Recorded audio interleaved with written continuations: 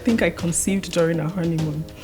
So yeah, it was like right away, almost immediately. The second was a twin pregnancy. I had morning sickness, I had nausea, my appetite was all over the place, I had cravings, I didn't feel like eating certain foods. I was angry a lot and I was snapping at people. Labor and delivery. What were they like? It started with the tingly feeling, I think around 12 noon. Friday evening, I was 6 cm. This is 24 hours and I'm still 6 centimeters. That was when the doctor said we have to do an emergency CS like right now. So they cut me open. I had the epidural, but weirdly, I was screaming. So you felt it? I felt it. With the second, anesthesia was well done this time. From cutting open and pulling out both babies, I think it took about 20 minutes. So what were the positive things for you? Just being able to, rub my belly and talk to my baby or my babies as the case were.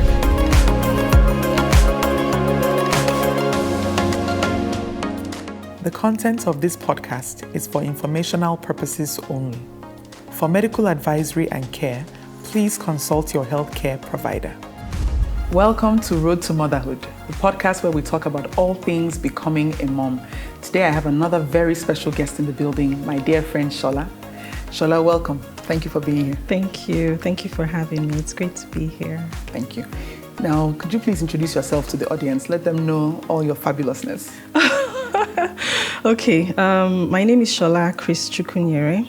I'm a mom. I'm a communications specialist. I'm a family life coach as well, and I have 2 children. Thank you. Thank you. So Shola, we're going to start from the beginning about your road to motherhood journey, and that is the point of conception. So what was it like for your husband and you? Did you guys plan that once you got married, you were going to start having kids immediately? Did you say, okay, let's wait a little bit? Like, how did that parenting, having children discussion come? Okay, so for my husband and I, we had several conversations about, when we were going to start. I wanted to wait. Like when we started talking about it, my initial desire was to wait maybe a year, but, we talked it over and we agreed to start right away.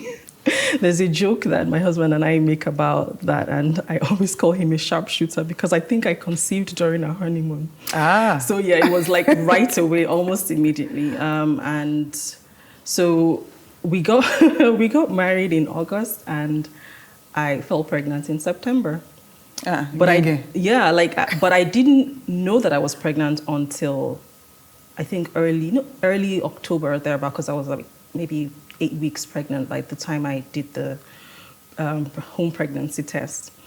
And yeah, so we didn't wait. We started right away. I started to feel just odd. Like, how sometimes as a woman, you just know something is not right with your body. My period was late, but that would sometimes happen. But I said, you know what, I think I'm pregnant. So how do you know? I said, I know it.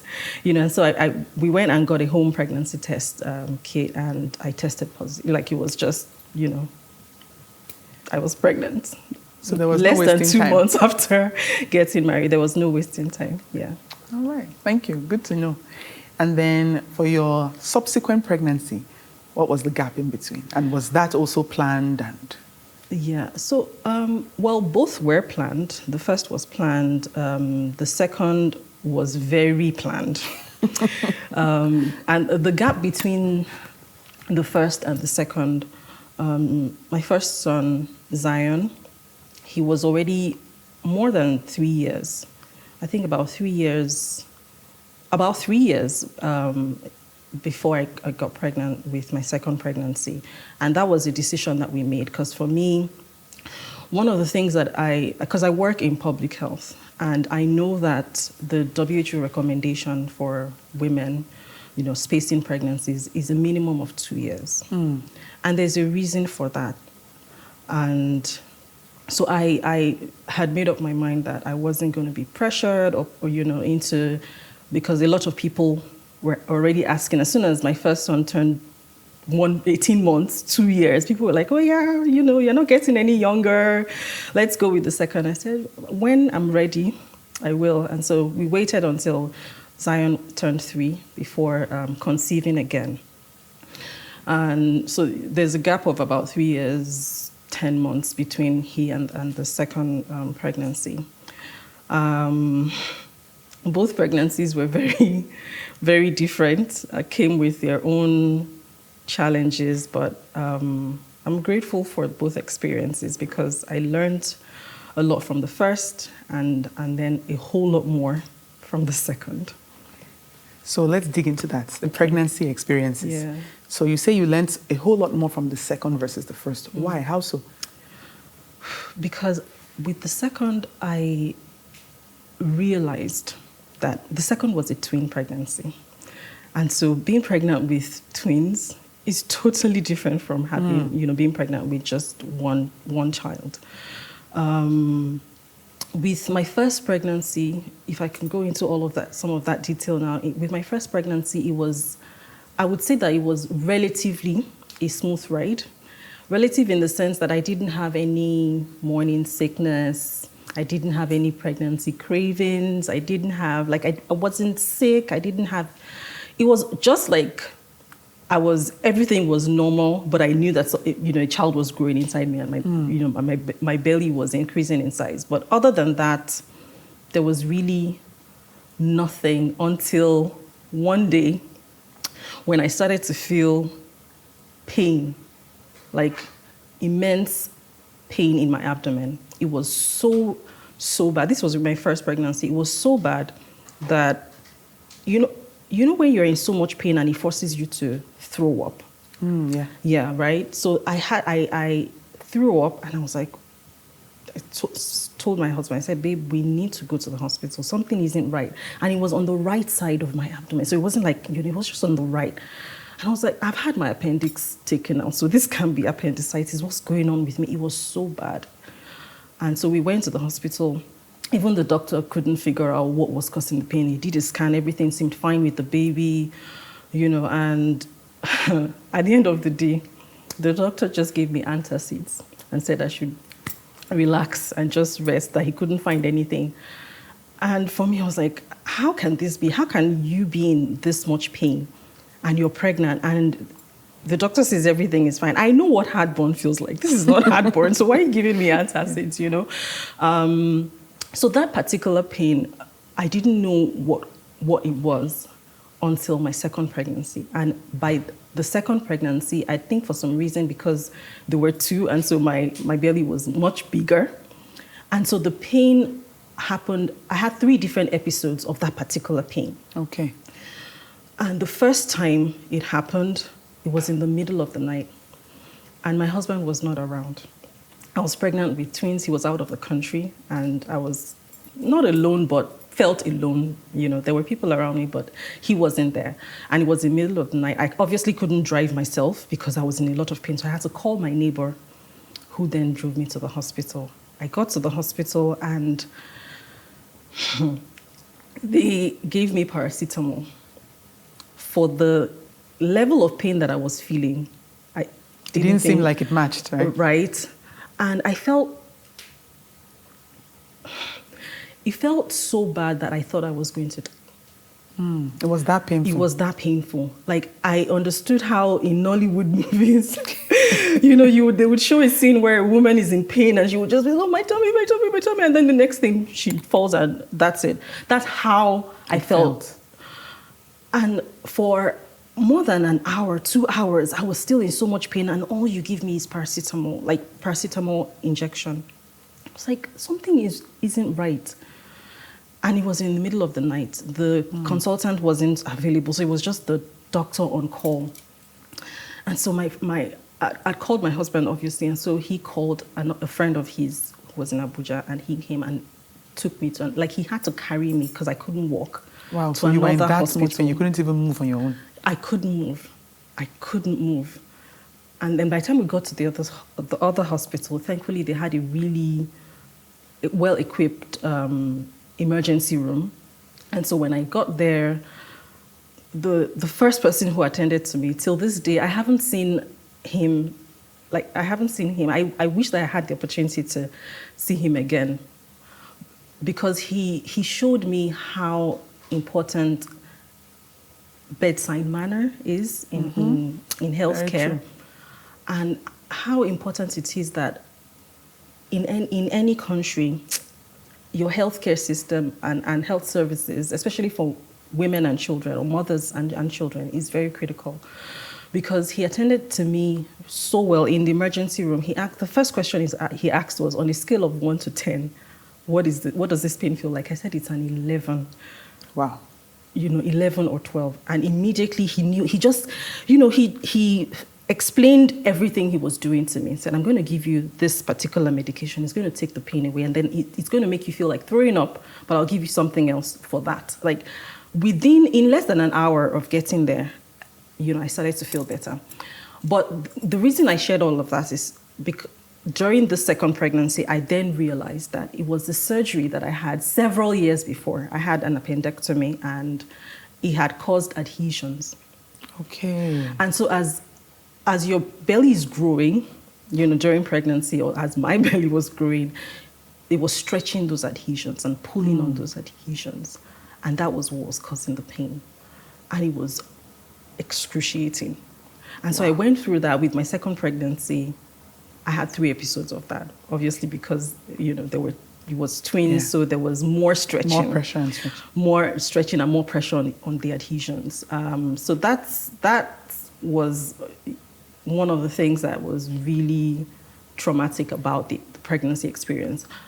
Another thing was for the second, because the first, like I said, it was like a smooth ride. But for the second, for me, I chalked it down to, okay, maybe because there are 2, the hormones are doubled. Because then I had morning sickness, I had nausea, I had, my appetite was all over the place, I had cravings, I didn't feel like eating certain foods. But, thankfully, I wasn't really sick. It was just the first 3 months. Another thing that I noticed with the second was in the first trimester, I was angry a lot. Okay. I was angry a lot, and I was snapping at people. And my younger sister was around. And one day she said, what's going on? Like, this is not you. Like, why you? That was when I realized that, I had become more irritable.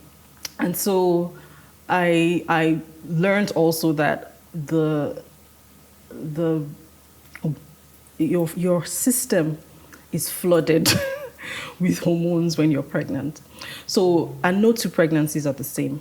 For some women, it's a smooth ride, but it's not always entirely smooth. They may say that it's a smooth ride, but 1 or 2 things would be out of order. And why sometimes you would say that it's a smooth ride is maybe because you don't have any morning sickness, you don't have any cravings, or you don't feel sick. The typical symptoms.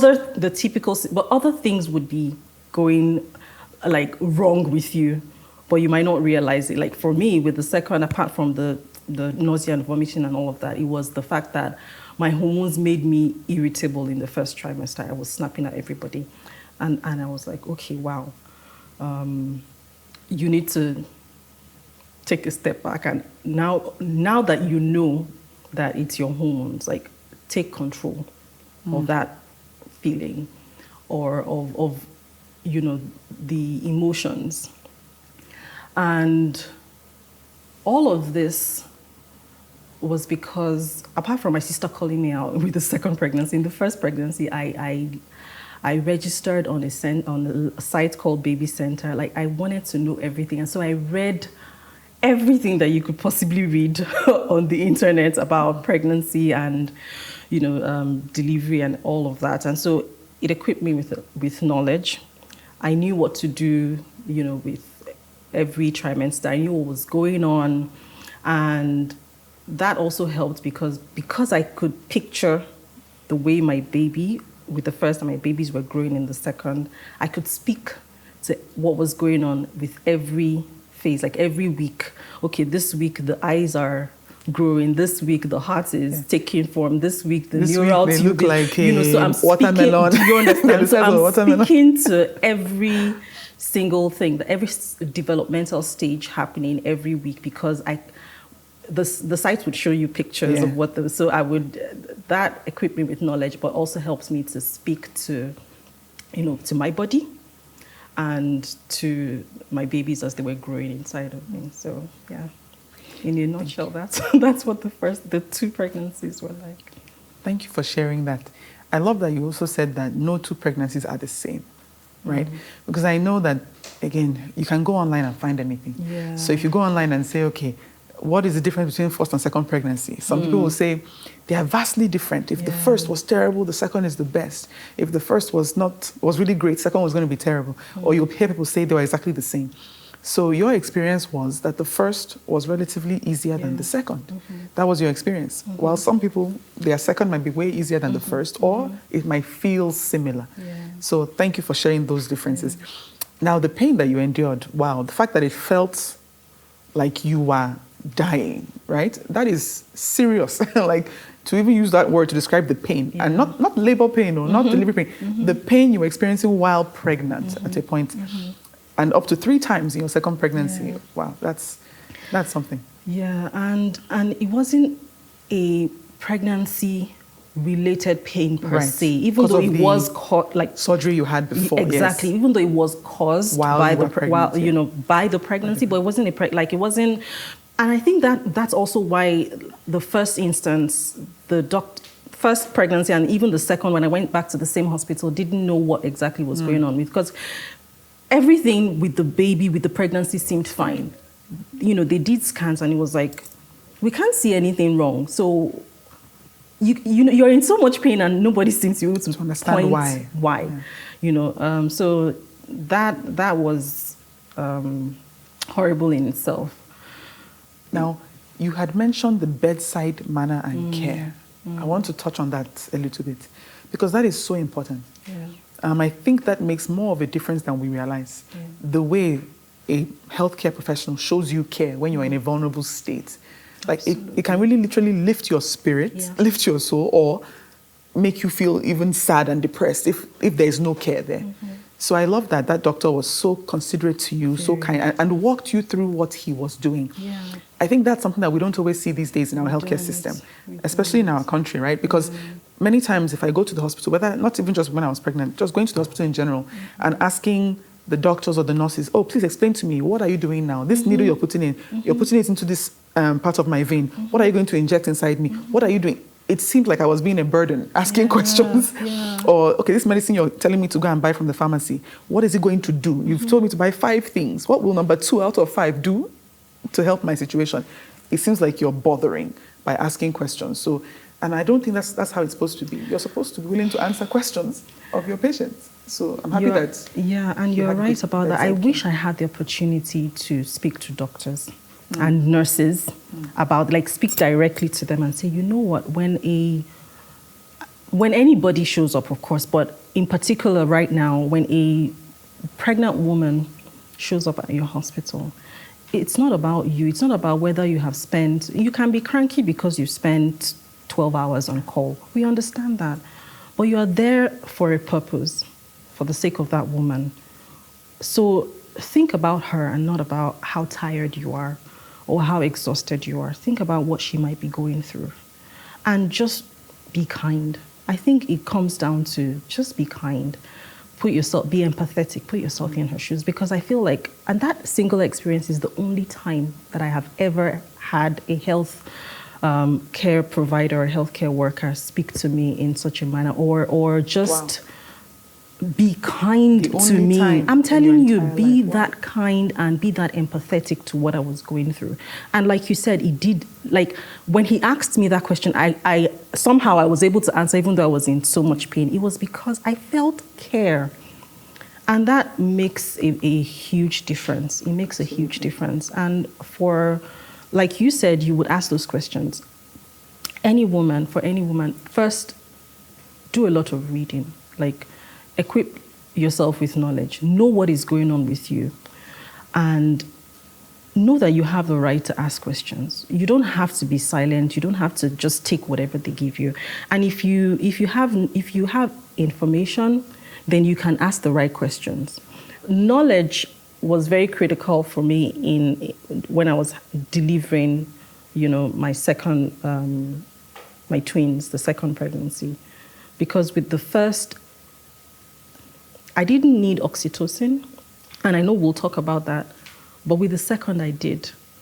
And for a lot of women, or maybe not for a lot of, but some women might not even know what oxytocin is. Yeah, please explain for anybody who doesn't know what that So would be. it's a hormone, actually, I think, that the body produces naturally after you give birth to allow the blood vessels in the uterus to constrict and prevent bleeding. That's postpartum, what medical professionals call postpartum hemorrhage.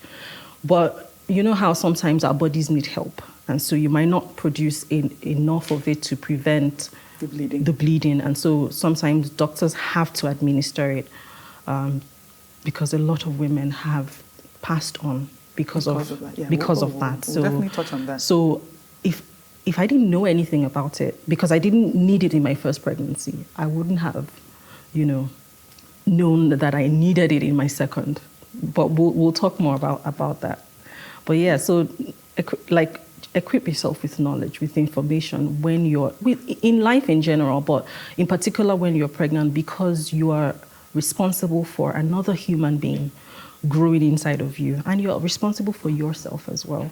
You had 3 episodes of the sharp pain in your second pregnancy. Now, how was it eventually identified as the result of the former appendix surgery you did? And how was it resolved?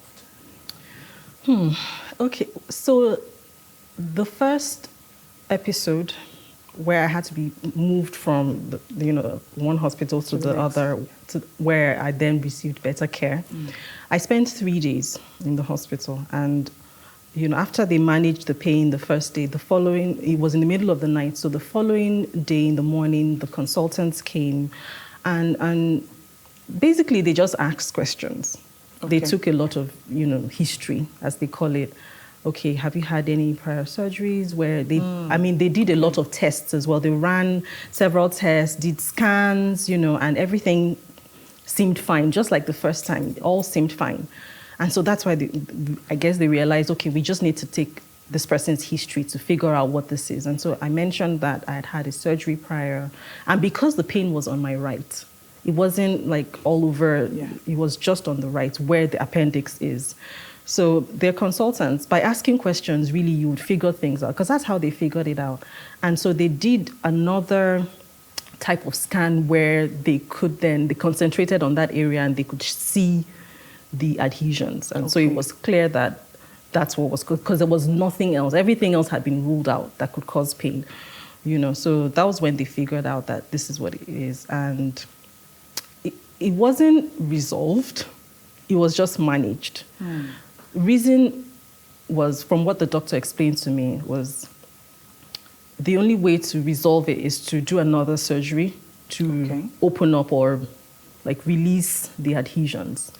And I already had a high-risk pregnancy in the sense that, or maybe not high, maybe medium risk, because any multiple pregnancy is a medium risk or probably high-risk pregnancy. So it was too risky to perform a surgery that would require general anesthesia.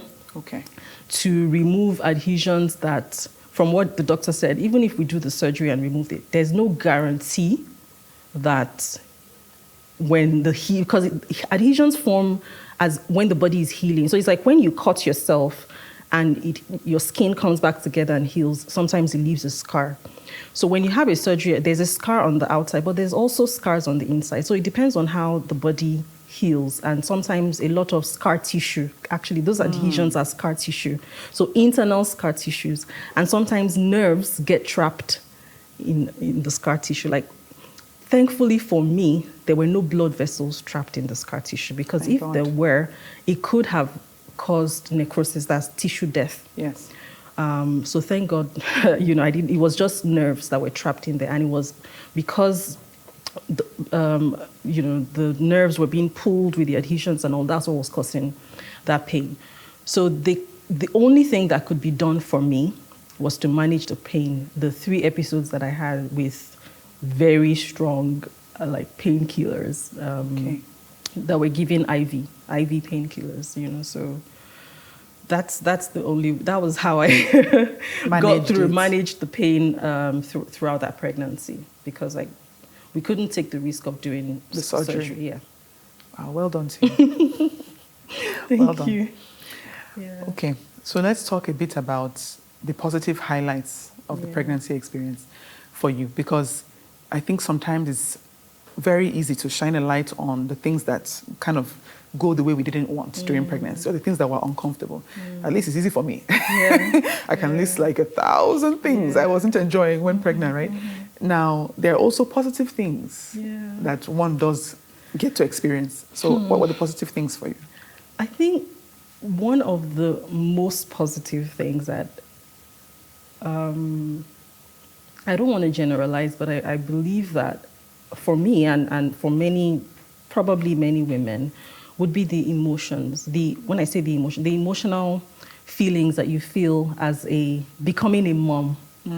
You know, the thought of a child, like another human being, your own, you know, just growing inside you.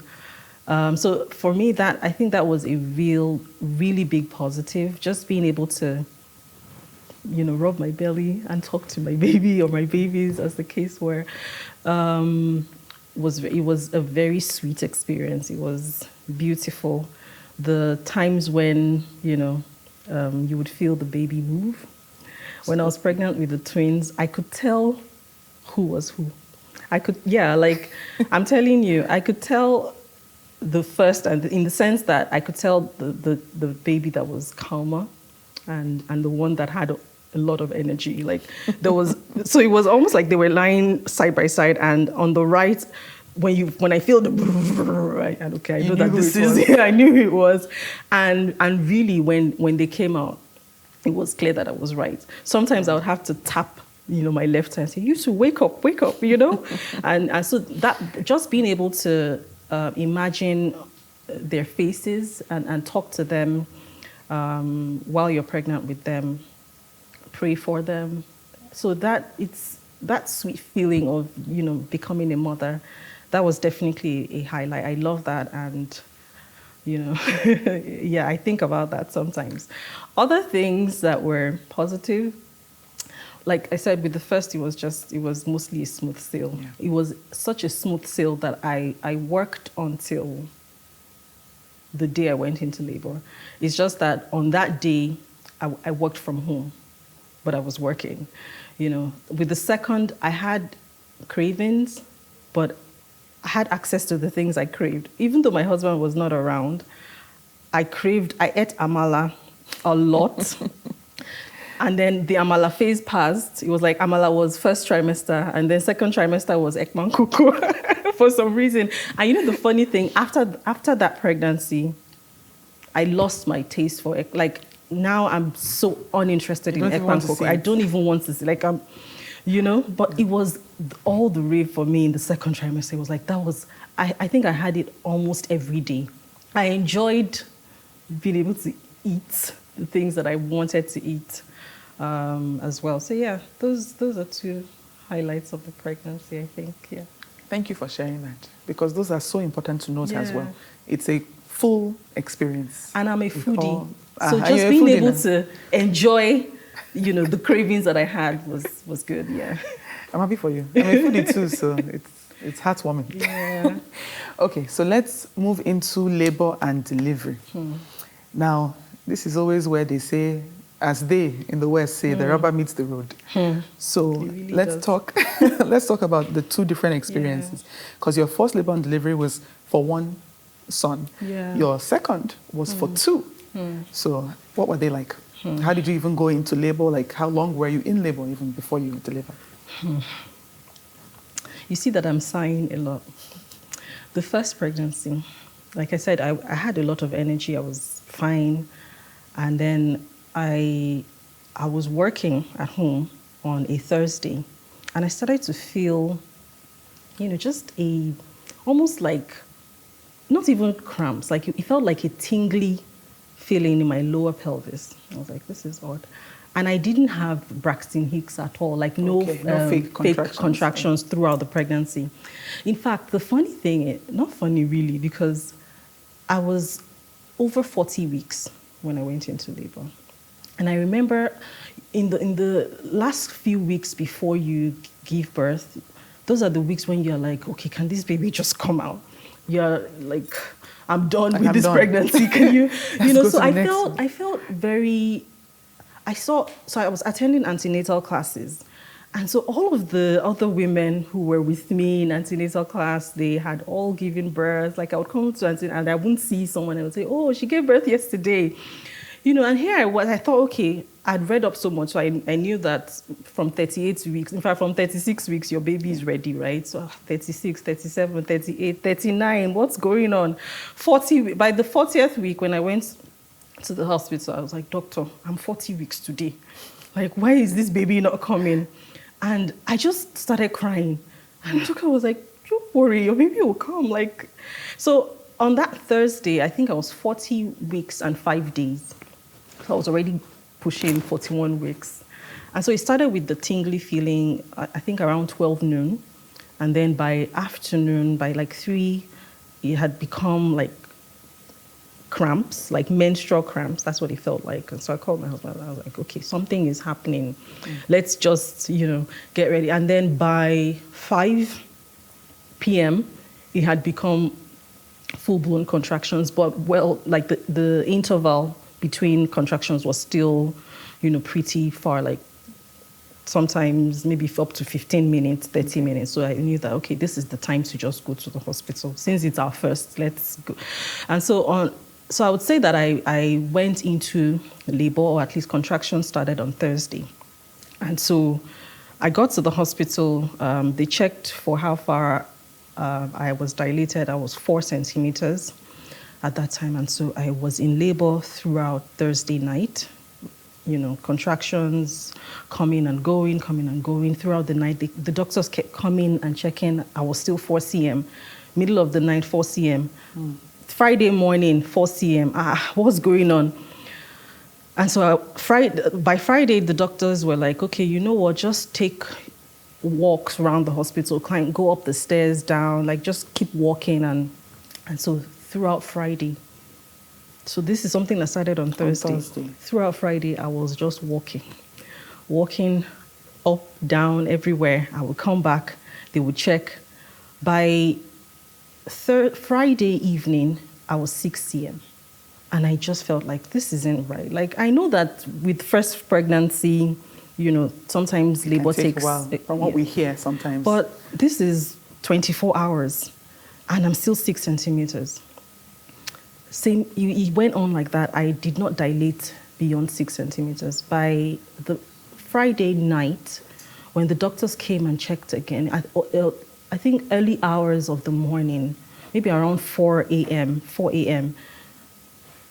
by the time they were checking, my water broke, but I was still 6 centimeters dilated. So I was like, okay. So the consultant, OBGYN, said, you know what? This started on Thursday. This is Saturday morning. We have to do an emergency CS.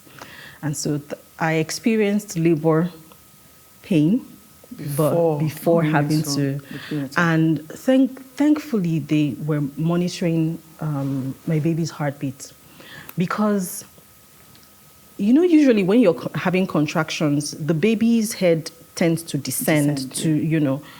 By Saturday morning, I felt like he had gone up, because it was almost, my belly looked very awkward, because it was like this, and then this lower part was flat, which is very unusual, because ideally the baby should have come down. Do you understand? So that was when the doctor said we have to do an emergency CS, like right now. So they prepped and cut me open. The weird thing is, I wasn't prepared for that, obviously, but I was, at that point, I was like, okay, well, whatever you have to do to get this baby out. So I had the epidural and the anesthesia that they give before you have a CS. But weirdly, I still felt pain, not just pressure, because with anesthesia, you're not supposed to feel pain. Yeah, you're supposed to just feel the pressure. But I felt pain. They had to dose me again, like give me another dose of, maybe it was like a strong pain or something, I don't know, because I was like, I'm in a lot of pain. I could feel as they were literally, because he had gone up in my abdomen, they had to push. So it was like there was pushing happening, and there was, I felt everything. Obviously You felt not everything. Obviously not as you would if you were not given anything. I mean, But that you would felt be insane. pain But I as felt everything pain was happening. and pressure. And as they were pushing my son, like from here down to where they had cut open, I was screaming. So, Wow. So you felt it. I felt it. But thankfully, he came out.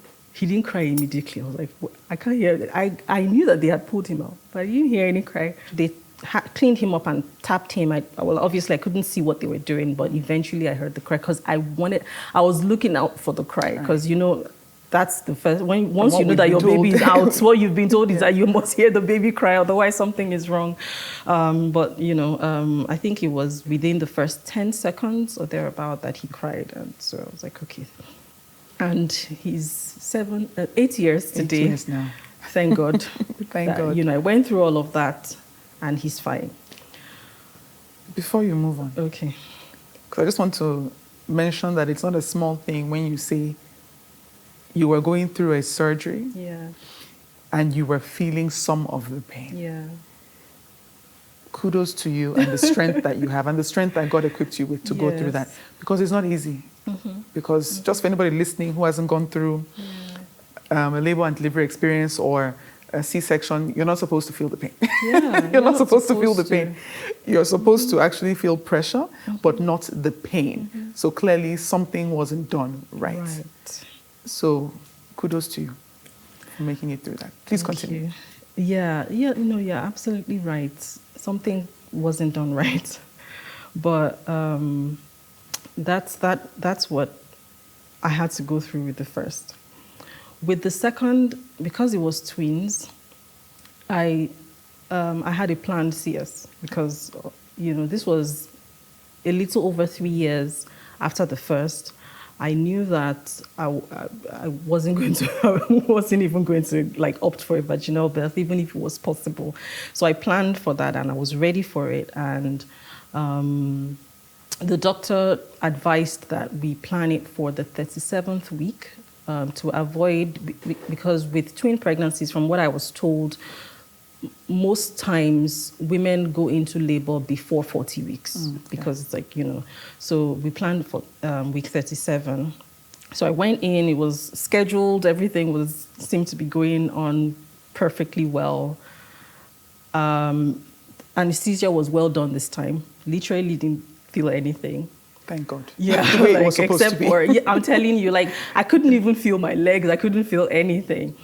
And the whole thing, from cutting open and pulling out both babies, I think it took about 20 minutes. But of course, after doing that, then the process of suturing and closing up the incision and everything takes longer. I can't remember exactly how long.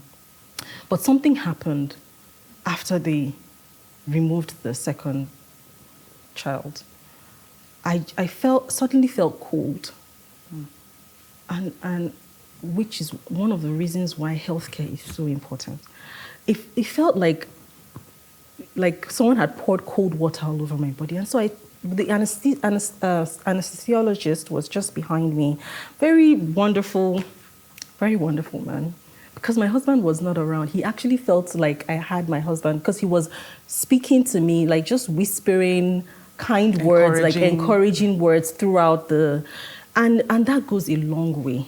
That goes a long way. I'm speaking to medical professionals now, learn from this, help a woman out.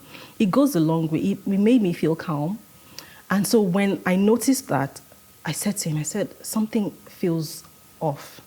I feel like I'm cold, And he said, okay, can you describe it? I said, I just feel cold.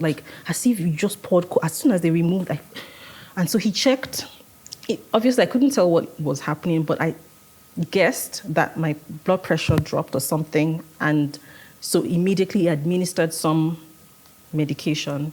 He said something to the doctor, and it wasn't until after I'd been moved to the recovery room when I started to feel pain. I started to feel contractions.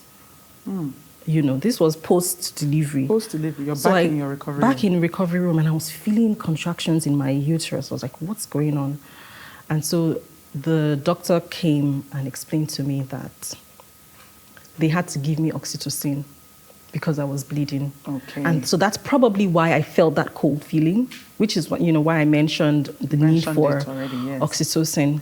So I was like, so in the operating room, when I told the anesthesiologist that I was feeling cold, I was like, am I bleeding? But they didn't say anything to me.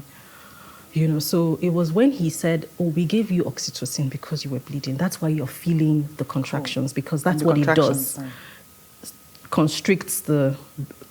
Forces contractions and which constrict the blood vessels so that you don't bleed. And so I also noticed that, I bled more.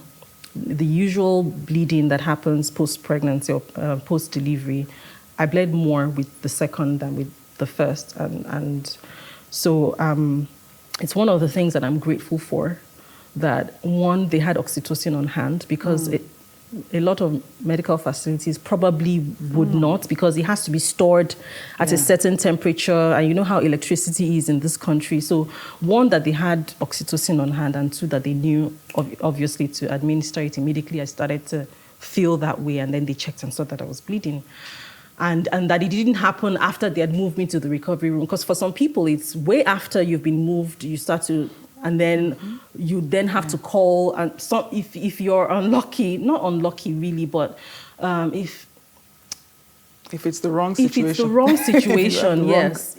People on hand, or the wrong... Exactly, like for some reason, maybe the consultant is not available, and so because one of the challenges that we have in this country is being short-staffed, and so if a consultant is not available and is maybe just a medical officer, for example, that is on call, who probably has to call all of that time, something could go wrong, So for me, I'm grateful that everything happened as it did, and the doctors knew exactly what to do at the time that they did it. But just knowing when something is wrong, speak up immediately.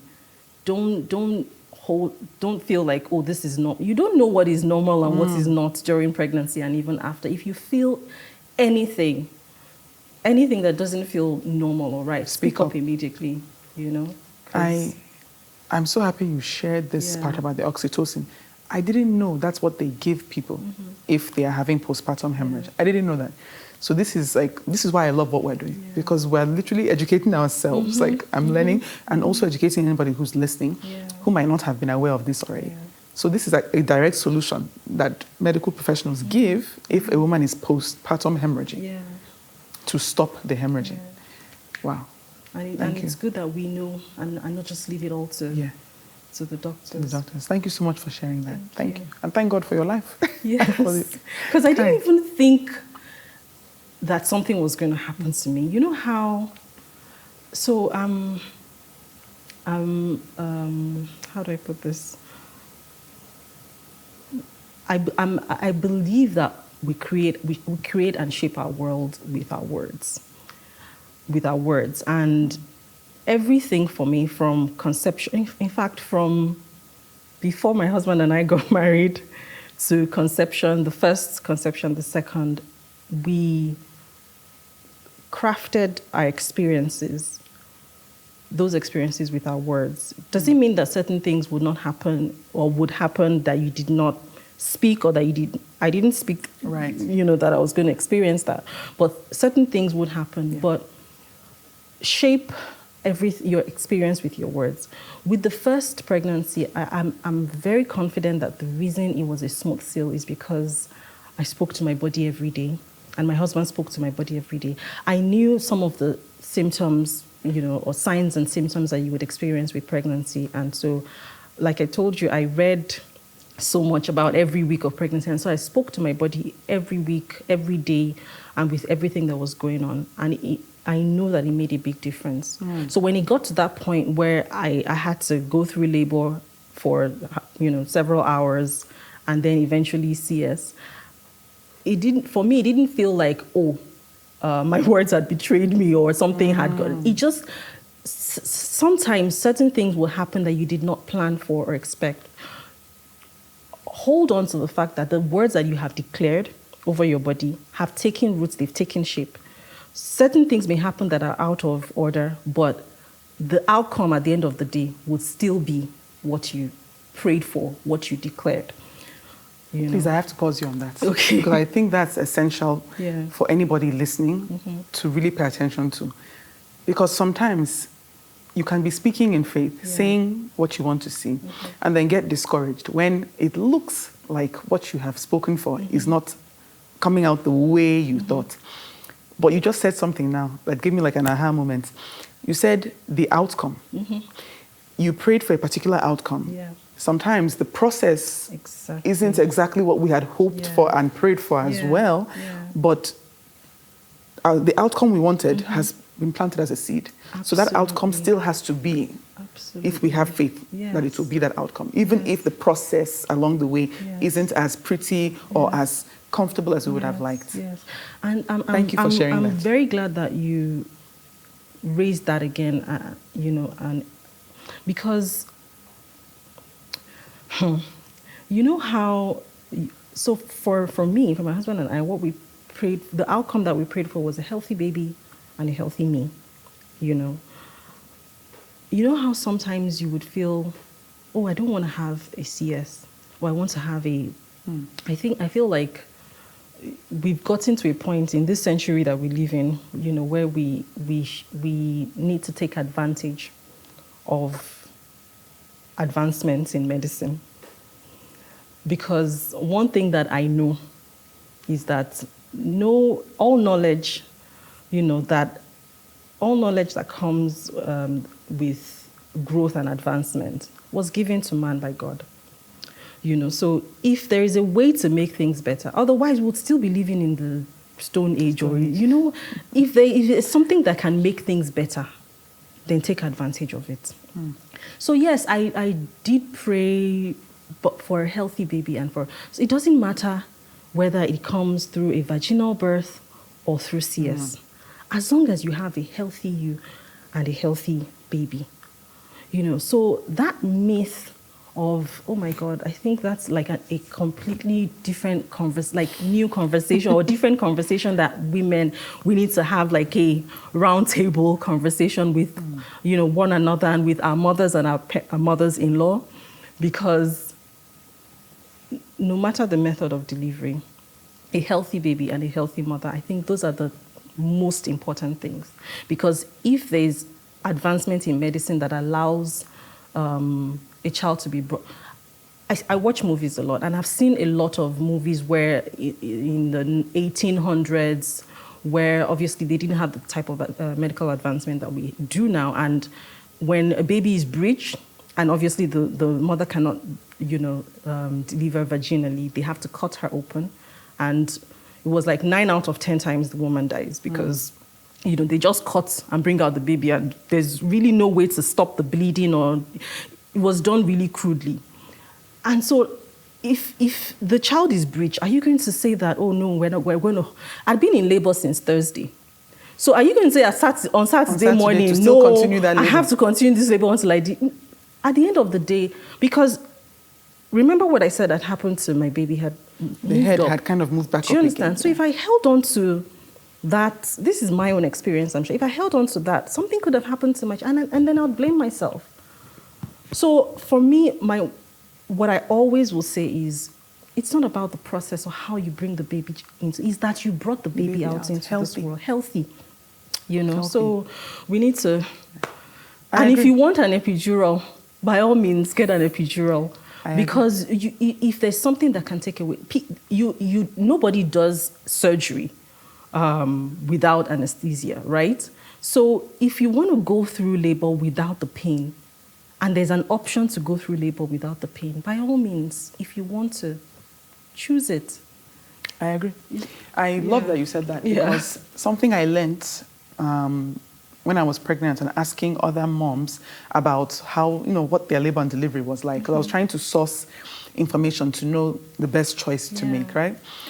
Not a lot, but some women that I spoke to were so kind to share honestly that if they had a C-section, for some of them, there was some shame around it. Some people had that sense of, I didn't deliver the the way that where I'm expected to deliver. And it's interesting because for some reason, in my mind, it never crossed my mind as a thing. I didn't even think it was a thing that some women go through where you think you're supposed to deliver one particular type of way. I always just thought that, oh yeah, healthy baby, healthy mom, we've achieved the goal here. Like, that's it. So when I found out that there was actually a shame that sometimes is attached to women if you choose to have a CS, or if you are forced into one, like an emergency one, or if you deliver vaginally with medication, I couldn't wrap my head around. I'm just like, isn't the goal healthy baby, healthy mom? Who cares how it took place, right? But I now realize that, actually there's a lot of shaming around that.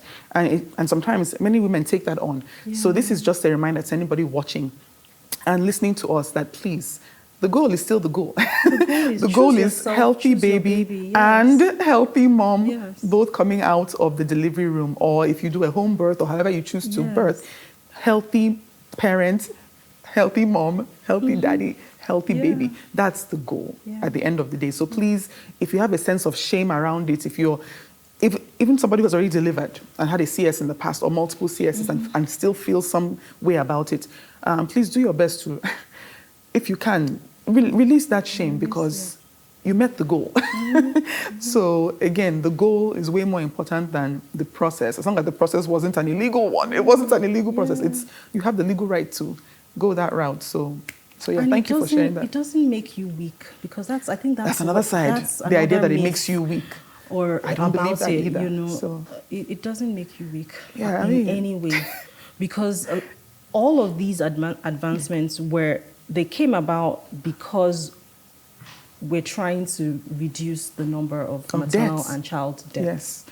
So if these processes have been put in place, or these methods of delivery have been put in place to prevent, why not take advantage of it? Like, choose yourself. Right. Choose your baby and choose yourself. It doesn't matter the process. So please, anyone listening, take note of that. Yeah. If it's a vaginal delivery you're planning for, plan for it.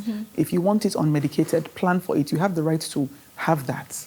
If you want it with medication, plan for it. Again, please research, figure out the options, and choose the one that works best for your situation, based on your context, please. And be prepared that even when you plan for it, it might not sometimes go it will not be according the to your plan. Yeah. Also be open to plan B. Be open to plan B, because for me, the first, it was, even though I hadn't thought of it as a plan B, it was just, at that point, it was just like, okay, for me, it was like, let's get this baby out. Right. Like, if you need to, so yeah, be open to plan B, plan C, even, as long as you get a healthy baby and a healthy you. Thank you, Shola. Thank you for sharing that. Yeah. So now we're going to move into the final aspect of the road to motherhood journey, which is postpartum. The side that many times we neglect and ignore. We think that, the baby or babies have come out, the work has finished. Let's talk about it. So from the point of your recovery and healing, let's talk about feeding, right? What was that like in terms of breastfeeding, or did you formula feed? Let's also talk about your mental states. Did you go through any of those things like postpartum anxiety or postpartum depression, or just simply baby blues once in a while?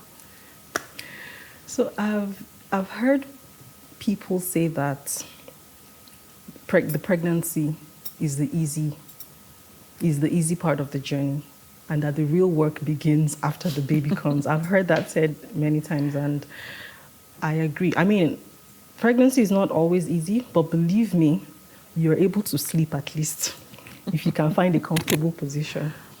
And a lot of things happen after. So the real work begins after delivery, after the baby comes. And even with pregnancy, no two postpartum experiences are the same. For the same woman, no two experiences are the same. The journey you have with the first will be different from the second, different from the third, and so on. And so with Zion, after, it was all new for me. It was my first time having a CS, first time having a baby. You can read a lot, you can equip yourself with knowledge or arm yourself with knowledge, but knowledge is one thing, experience is another. And so because I had a CS, I was in a lot of pain. I thought or assumed that once the baby comes, you just put the baby to breast and everything, like the milk will start flowing immediately. Even though I'd read that, sometimes with CS it takes a couple of days, so I was ready. I had I bought formula and all of the things that they would need to feed him for the first few days, but I also didn't expect that it would be difficult.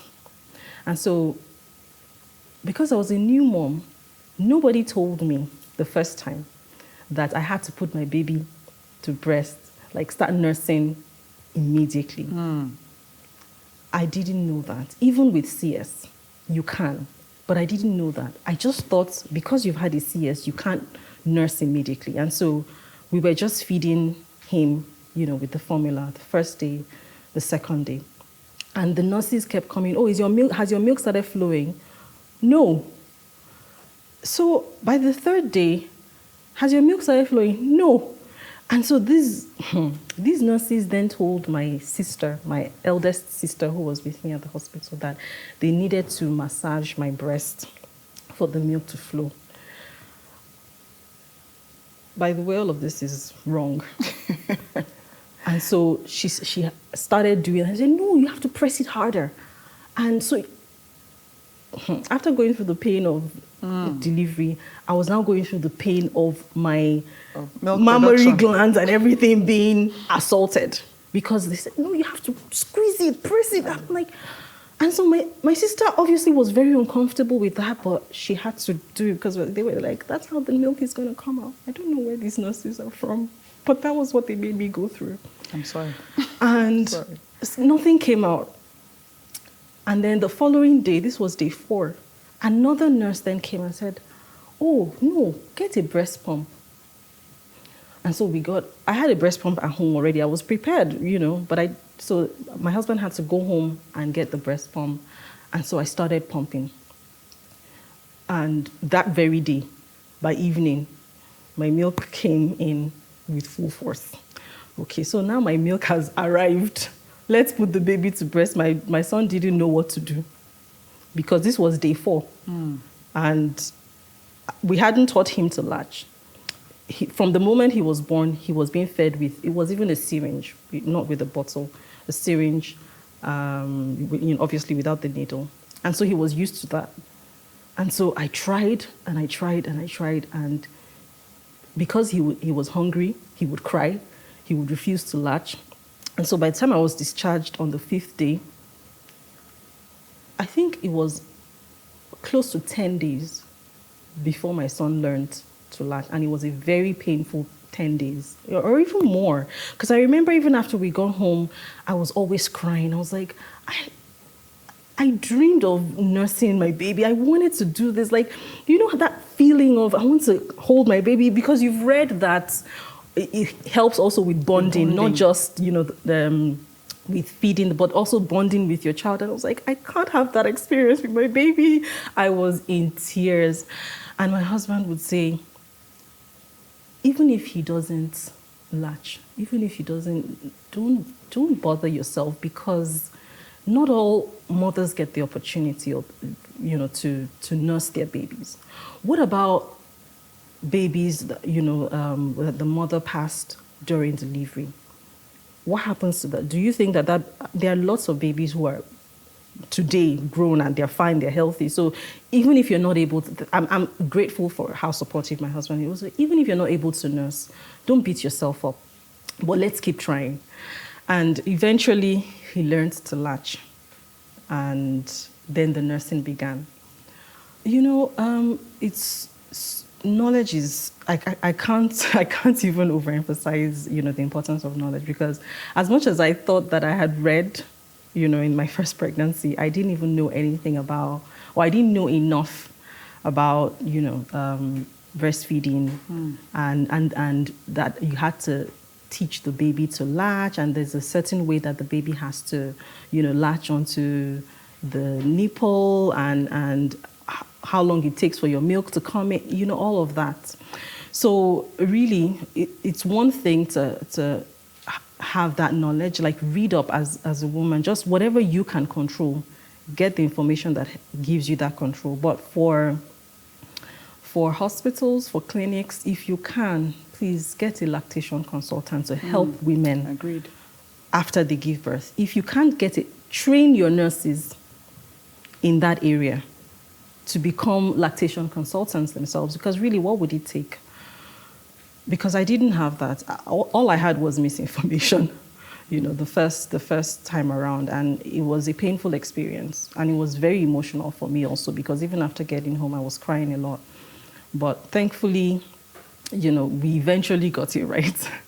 And I was able to nurse Zion for 4 months. I didn't go the full 6 months, 4 months exclusively after we got home, because you remember the first few days it was on formula. So 4 months exclusively, and then subsequently mixed feeding. Luckily for me, with Zion, just like when I was pregnant with him, he didn't like sleeping. I wasn't so sleep deprived, because within the first few weeks, you know how they say babies don't sleep at night, they're awake during the day, and all of that. By the 3rd month, my son was sleeping 6 hours. Oh, I love that. I'm telling you. So I could sleep at least for 6 hours before having to wake up, in the morning when he wakes up. Because he would finally go to bed, like we'll go on and off. And then by 12, sometimes 11:30 or 12 midnight, he sleeps, and he's asleep till 6 a.m. from the 3rd month. That's not something you have every time. Because with the second pregnancy, the twins, they were different. But for me, by that time, one, I had learned much more about lactation, about, breastfeeding, the whole experience. And I had knowledgeable nurses and doctors as well.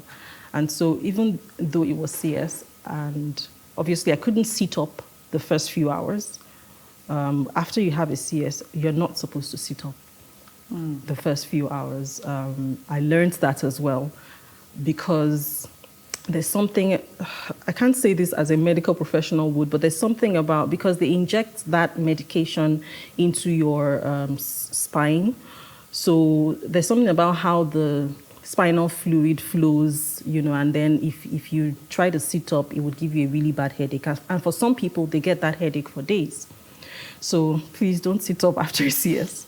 But then you can, in a lying position, you can actually hold your baby, because the nurse, she came and she sat with me and showed me how. She sat on the side of my bed and showed me how to put, the first twin. And within in less than a minute, he latched on. And so then we tried that with the second as well. And so my milk, even though I had a CS as well, my milk came in fully by the 3rd day. And this is because she also let me know that it's not just that you put the baby to breast immediately, it's that you do it consistently. And so even though your milk is not coming out and you're feeding the child formula, before you feed the child, before you feed the baby, put the baby to breast. Let him or her, let the child, suckle, whether or not something is coming out or not, because it's that process that will help the milk come in. So I did that every day, like before every feeding. I would put the first, put the second, and then was doing that. And by the 3rd day, the milk started flowing. And that's where another series of challenges began, because by the time the milk started flowing, babies know the difference between breast milk and formula. I tell you that. I was still in the hospital. And so when the milk started flowing, it was like, what have you been giving us these first 3 days? This is what we want.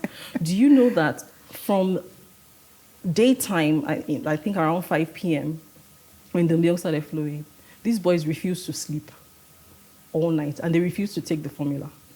And so I couldn't sleep. I had 2 babies. I was nursing. They kept on crying and wanting more. My husband was not around. My mother-in-law was around, and I'm very grateful for her. But this was also a first for her. She had not, her son is her first son, her first and only son. The first person to, even though she had helped others nurse the baby, but it was the first in sense that it was twins. And so we're like, okay, let's figure out if we can I've seen some women do it, but it's not easy. Like putting the 2 babies at the same time. I tried it. It's not easy. I couldn't sustain it. And so that by that third day into the night, it was a challenge because I couldn't. By morning, I felt like a zombie. I felt so frustrated, and to be honest, I felt angry, even with my twins. Like I was like, you guys, like at a point the milk was too sweet. I'm telling you, by morning they were crying again. I was like, you guys haven't slept. I haven't slept. I told my mother-in-law, I said, don't carry them. Just leave them. Or just leave them to cry. That's how, but of course, after a few minutes, I couldn't take it, so I had to carry them. But at that point, I was like, I can't do this. Yeah, this because is you were too exhausted. much. I was exhausted. You weren't sleeping. And I wasn't sleeping. But it was a good thing that came with its own challenges as well. And that went well. We eventually got home. Nursing was a really big challenge. So after I had the twins, I had a lot of people say, "Oh, I want to tap this from you. I want twins. I want the blessing of twins." And I always say to them, I said, "Twins are wonderful. They're a wonderful gift. They're amazing. Till this day, I am immensely grateful for them. But as you're taking the blessing, you better ask me for my experience as well, so that you can be prepared." And for me, I knew this was something that we prayed for. So it didn't come as a shock or anything. Chris and I prayed for this even before we got married. We had an agreement, and you know that I'm a Christian and a woman of faith, and we declared what we wanted. And God honored our agreement, because I didn't do anything to have twins. I didn't eat any special food. I didn't do IVF. It was just a prayer, and it was a consistent prayer. And the reason I say God honored it is because sometimes you pray for something and you don't get it. Does it mean that God did not answer your prayer? No. But sometimes you don't get it, and the reason you don't get it, if He chooses, He can reveal it to you. But always know that He has a purpose for whatever prayer He answers and whatever prayer He doesn't. And so that's why I say that God honored, because we agreed and said, "God, this is what we want." And we believed with all of our hearts, and God honored that. And so the second was a miracle. So I knew that it would come with challenges. Did I know exactly what the challenges would be? No. Right. So no matter how prepared you are, be prepared for the things that you're not prepared for. I knew that I would be sleep deprived, but did I know how it would affect me? No. Because even after I got home, the sleep deprivation was so bad. In the middle of the night, I had 2 babies, and they would be awake at the same time. And because I had tried, I got a pillow, twin, the one that you can use for twins. I tried that, it just wasn't working for me because they weren't latching properly. And so I would express and then prop them on pillows like this and just hold the bottles this way, And so after a few days of doing that, because they would be awake, they would feed, and then their eyes are open, I would try to nurse, rock the 2 of them, put one on like a rocker, and then hold the other one. Eventually they would sleep, and then after an hour they would wake up again. So throughout the night, I probably had maybe 1 hour of sleep or 2 hours of sleep, because it's not so easy to fall back asleep after that, because you're also constantly checking. Right. To make sure that everything is okay, that they're breathing. And you're checking too. And you're checking too. So sleep deprivation was a big, big, big deal. And so it got worse because they were waking up at the same time. And so I prayed, I said, "God, I can't handle the 2 of them at the same time. So let them wake up one after the other." Different times. I'm telling you, I literally prayed for this, because I was like, they're awake at the same time. They go back to sleep, and they wake up together again. And, so let one wake up. When I'm done nursing, let him go back to sleep. And the way God answered that prayer, it was exactly like that. Like one would wake up, I would feed. And as soon as I lay him down and I lay my head down, in 5 minutes, the other is awake. And so that also came with its own challenges because that meant that I was not sleeping at all. So they would have, intervals of sleep, but I wasn't sleeping at all. And so it got worse.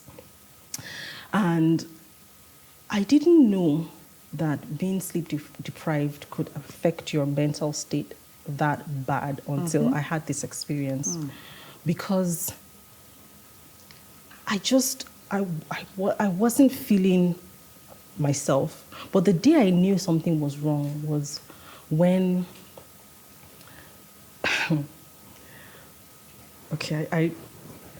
so it was almost like my mind was glass. And this is exactly what the experience was like. It was almost like a physical, not like an imagination or imaginary experience.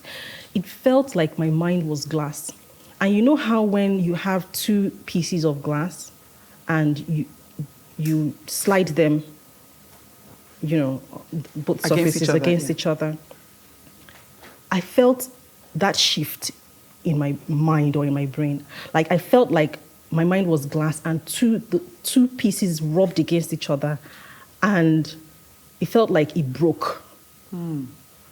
I'd never experienced anything like that before. I was like, what is going on in my brain? Why do I feel like my brain is glass or my mind is glass and it feels like it's about to shatter? That's how bad it was. I called my husband. I said, something is wrong. I'm not feeling... I described the experience to him. And so he made an SOS call to my sister. Thankfully, I have two sisters in Abuja, or I had two sisters in Abuja at that time, who were amazing. If you can... So that's another thing for mothers. If you have family support, take advantage of it. If you don't, let everybody that wants to help you, help you. That's the tagline right there. Let everybody that wants to help you, let them help you. Let them, because my sisters helped me. My mother-in-law helped me. And it still wasn't enough. So you can imagine if you have no help, And so he called and both of them came and they just took the babies away to the living room and just gave me some time to sleep. And then by the time I woke up, we just spent some time to just talk. And that we just talked about how I was feeling, talked about a lot of other things and just that, and then prayed together. Just that. Having that experience or that fellowship with them and them just taking and saying, even if... So one of the difficult things was even when my mother-in-law would take them to the living room to allow me to sleep, because they would keep crying, I wouldn't be able to sleep. Because you could hear them. Because I could hear them crying. So that was hard. It was hard. And I didn't know that it was building up until I had this semi-physical, semi-mental experience of my mind being glass and feeling like it was about breaking or wanted to break. Rubbing against each other and wanting to break. I don't know if anyone has ever experienced anything remotely like this, but if you have, call for help. Call for help. Call for help because it was clear that something was wrong. I've never even seen something like this described in anyone's experience before, but that's what happened to me. And the grace of God was sufficient. I have to say that because when you're going through things like this, do pray. Do pray. And part of asking for help is praying is asking for help because God, you have to help me. If I can only get 3 hours of sleep, let that 3 hours of sleep be enough quality for me. Sleep. Let it be quality because for me, the kind of person that I am, I love sleep. And so I can't function well if I don't get 8 hours of sleep. At least 8 hours. And so that's why it affected me more because my body wasn't getting, 8 hours I wasn't even getting 1 hour of sleep. Please, I have to pause you there because that's also something that women that haven't had kids yet and want to have kids should also be aware of. Yeah. If you're somebody who is used to getting ample hours of sleep, and that's part of what helps you function well, prepare your mind because, like you said, it felt like glass rubbing against each other. It was something you've never experienced before. Yeah. And it's because you're used to 8 hours of sleep to function during the day. And you're not even getting up to 4 at a stretch.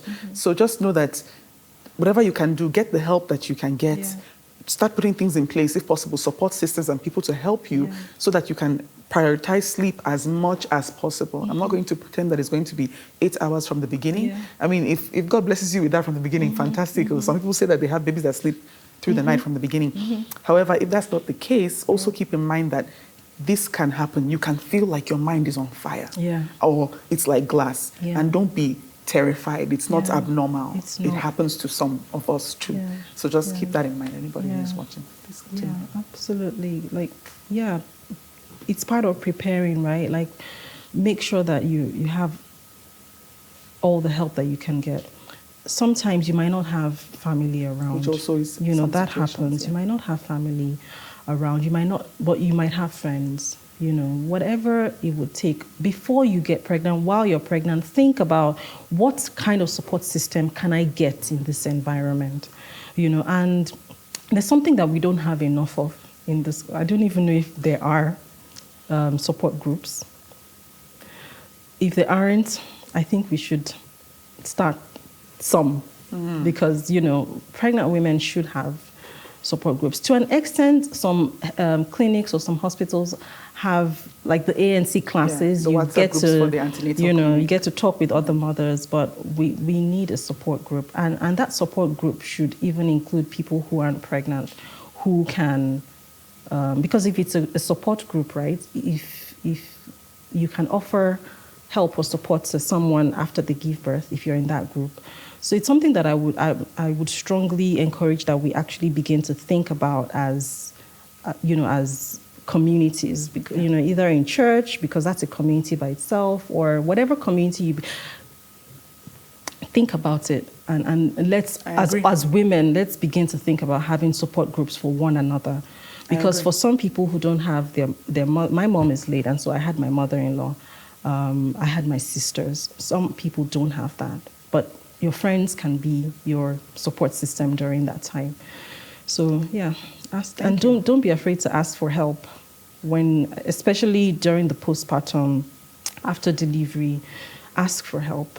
Ask as many people as possible for help. If one person says no, another person will say yes. And like you said, let everybody that can help you help you. Mm-hmm. So if anybody's listening and you have shame around asking for help, because I think I've also heard sometimes some women say, okay, there's this sense of, I don't want to bother people, right? Yeah. Or I don't want to seem like I can't do this by myself. You can't. Let me help you now. Like, you cannot do it by yourself. Yeah. Or if you attempt to do it by yourself, the cost is not what you're going to like. The cost to your health, to your mind, to your emotions, to do yourself as much of a favor as you can. Yeah. However you can get help, please get it. Yeah. Please, whatever. If there's any shame for anyone around that, let everybody that can help you, help you. That's what Shola has told us. No, and I had to learn that the hard way, because it's like you said, I don't like to bother people. And if you recall, I didn't call my sister. I called my husband. Yes, and he called your sisters. And he called me, because I felt like they had been there for me. They had both been available for me all the while I was in the hospital, and now I was back home. So and they have their own lives and their own children. So I was like, I don't want to have to call again. Because believe me, my sisters were taking shifts. Like, one person was on day shift, the other person was on night shift. They were with me in the hospital. So they were already doing a lot. They were already doing it, but now I was back home, and I felt like they had given me so much. I didn't want to, please bother them. They want to be bothered, because as soon as my husband called her, she was in a flat. She got to my house because we were both in Gwarimpa, in the same area. In less than 10 minutes, she was in my house. She left everything. So believe me, the people that care about you, they want you to bother them. Right. Yeah. And you can spread the bothering. Yeah. So you don't have to ask the same person all the time. You can also ask the next person another time. Absolutely. You went through this postpartum experience, from conception to pregnancy, labor and delivery, postpartum. Is there like any top lesson or top tip that you want to share with our listeners? Now, I know you've already said, let everybody that can help you help you. That's a huge tip right there. Is there anything else you want the women listening to take away from this? Women that have not become mothers yet, or currently are mothers already.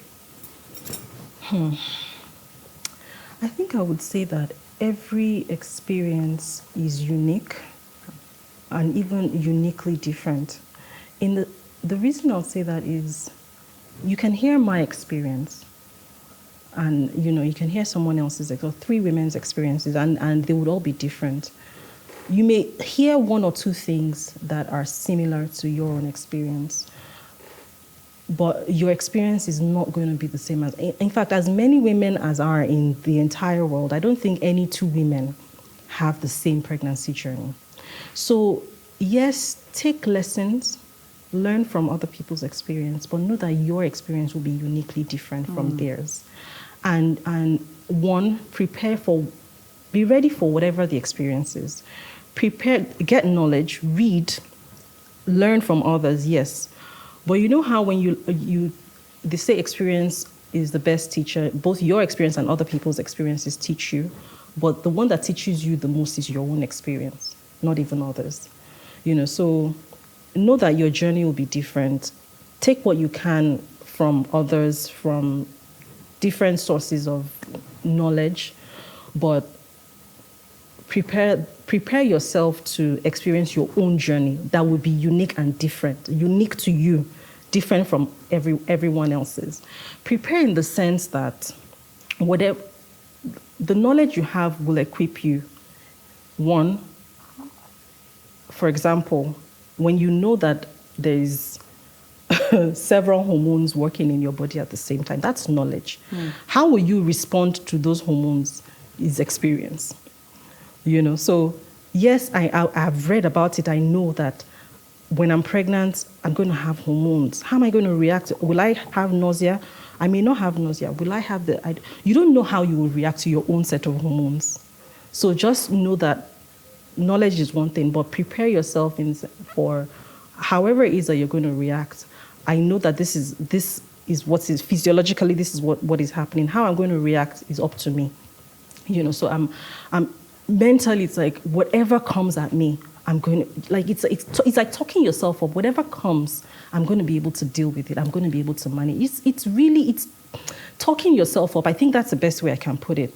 Tell yourself that whatever the journey comes with, I'm going to be able to deal with it. I'm going to have the strength. I'm going to have the power.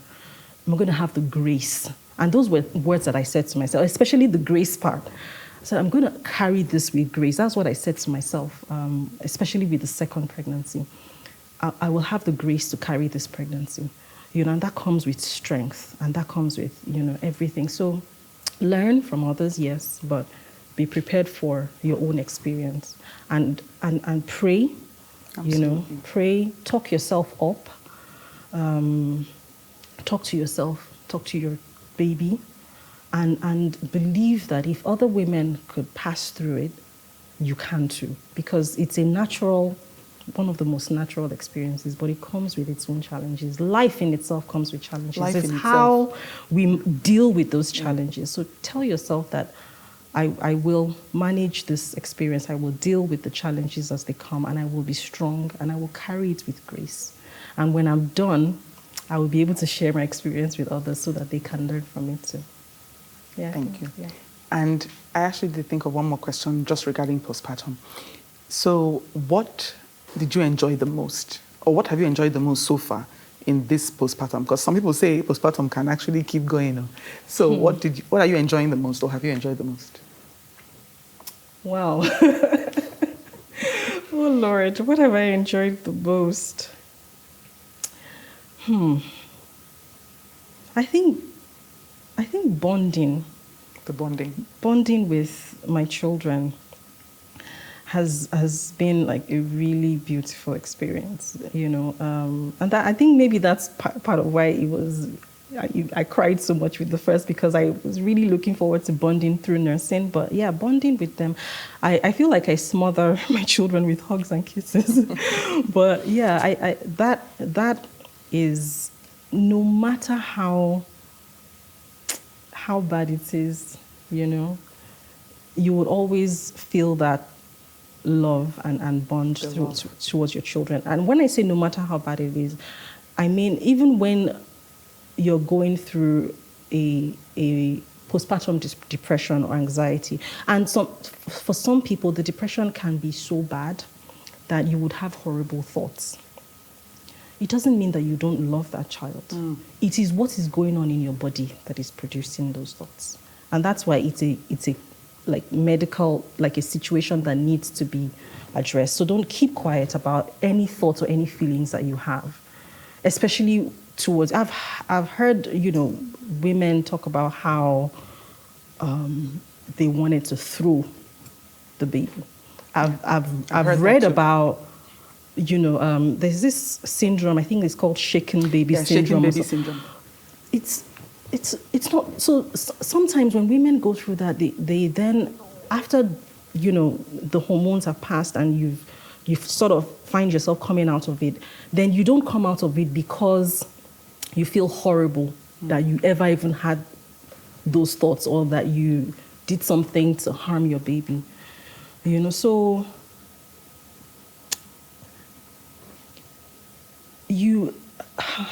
it's a bit hard for me because there's one or two things that I haven't shared, but I experienced, and I know that coming out of it, remember that you carried that child and you love that child, and those thoughts that you had that were fleeting, they weren't your thoughts. Yeah, they're not you. They're not you. They weren't you. You were thinking them. I would even say that they weren't even your thoughts because something caused that. Something was producing that. So if you didn't seek help and you had to pull yourself out of it and you managed to pull yourself out of it and get better, that's wonderful. Kudos to you. But also, if you, retrospect, think back and forgive yourself. Right. Because it wasn't you. Like you said, it wasn't you, But if you haven't gone through, if you feel like you're going through something where you're having horrible thoughts or whatever kind of thoughts that that this isn't, seek help. Seek help. Seek help. Don't keep quiet about it. Absolutely seek help. Thank you for that reminder, because I know that happens to some women too, right? Mm-hmm. Dark thoughts, depressive thoughts, anxious thoughts, and you're like, what is happening in my mind? As you were saying this, it reminded me of I can't remember his name, but there's a well-respected author that talked about how you view your thoughts. So he was like that he used to be suicidal when he was younger. I think at the time he was talking, he was maybe in his 50s. And he said that the day he became free from suicidal thoughts was when it dawned on him that he's not his thoughts, meaning he literally can visualize himself seeing all the thoughts passing through his mind, both positive, negative. And then he realized in that instant that he could choose the one he can attach to. So he was like, before he used to think that his thoughts were him, that he identifies as his thoughts. But then he realized, no. Thoughts are thoughts. They come from what I've watched, what I've heard, what I experienced, what I'm going through, trauma, whatever it is, challenges. But I can choose which one to hold on to as truth. Even if it crosses my mind, I don't have to actually accept it as truth. So he said that once he knew that, he no longer was oppressed by his thoughts. That even if funny thoughts come in, he'll just be like, oh, that's not me. And then he'll let it move on. If it comes again, oh, still not me, it moves on. So that also was very freeing for me when I heard him say that so many years ago. So that I'm reminded of that because of what you said. Like, forgive yourself and don't attach yourself to poor or bad thoughts you had, because that could have come from a myriad of reasons, like your situation or whatever else. Forgive yourself. Keep choosing the right thoughts. Even if the wrong ones come, keep choosing the right ones. So yeah, it's okay. Absolutely. We're doing our best. Yeah, we are. We're doing our best. Thank you so much, Shola. You're amazing. Thank you for sharing your story. So happy that you could do that and you could bless us with your story, because it definitely blessed me. And I know it blessed so many of us watching. Thank you so much. Thank you. Now I'm going to wrap us up with our rapid fire questions. Okay. Really, really quick, short questions. 5 seconds or less to give me your answers. So let me pull them up super quickly.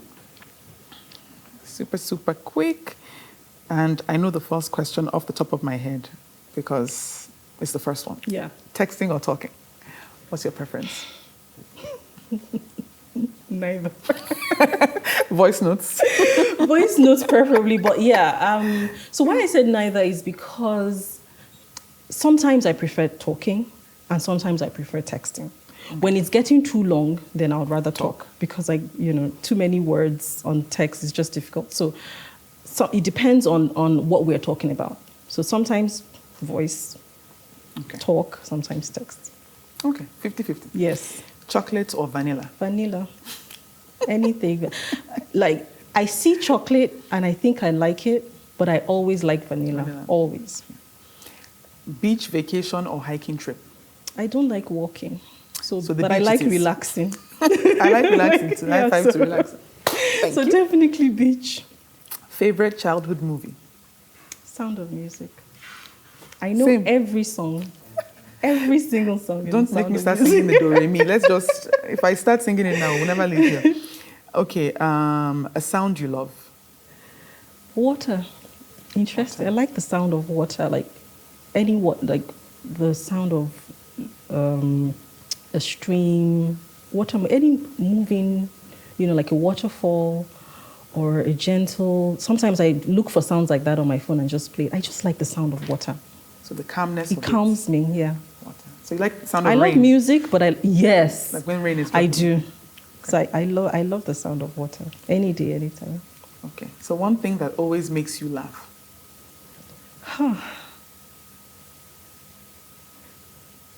One thing. Just one. That always makes you laugh. Can I say two things? Yeah, say two. Okay. One is, so I wouldn't say people make me laugh, but the company of people, like just having, not just any people, but people that are my people. I tend to laugh a lot when I'm in the company of my people. We may not be saying anything funny, but yeah. And then the second thing is comedy. Like, yeah, I enjoy comedy shows and skits. But first on that list is definitely the company of my people. People that you love. Yeah, I would be saying something that isn't funny and I'll just be laughing. Or they'll be saying something and I'll just laugh. Just laugh. Yeah. Okay. Then one thing you do for fun and self-care? Self-care is definitely going to the spa. I love going to the spa. Relaxation is Netflix. I'm a movie buff, so yeah. For fun, relaxation is spa. For fun is movies. Movies. What genre of movies? Do you have a preference? Ooh. Yes, I do. Which one?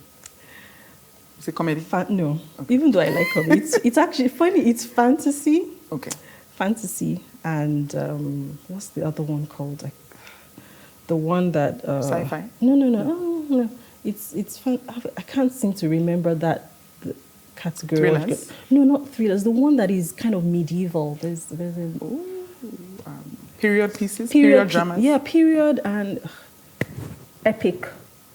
Ah. Yeah, epic movies, period movies. Yeah, and fantasy genres. Those are my favorite. And then one thing you love about being a mom? Hugs and kisses. Hugs and kisses and cuddles. Hugs, kisses, cuddles, and just hearing kids say the most, like they surprise you. So being surprised by them, like the things that they would say, and you would think, are you 7, 8, or are you 70? That I love, like when they surprise me. Okay. And then one word that describes motherhood to you.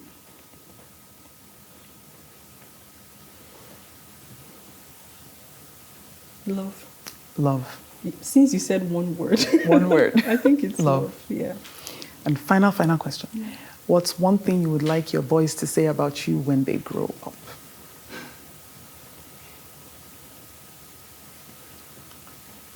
That I taught them well. That you taught them well. Well, yeah. I trust that they will. I think that would make me happy. Thank you so much, Thank Shola. you for having me. Thank you. This was so much fun for me. Thank you. And it was amazing for me too. Thank you. Thank you. All right, everyone. Thank you for listening in. This was a fantastic episode. I, again, learned so much. I keep learning so much from these episodes with our wonderful guests. So please stay with us. Keep watching. Keep learning. Drop in the comment section something that you learned or something that stood out to you from the episode. And if you haven't already, please subscribe, like, and share with another woman in your life. It matters. Share as much as you can. Please, don't be stingy with your knowledge. Share. All right. Until the next episode. Thank you. Bye-bye.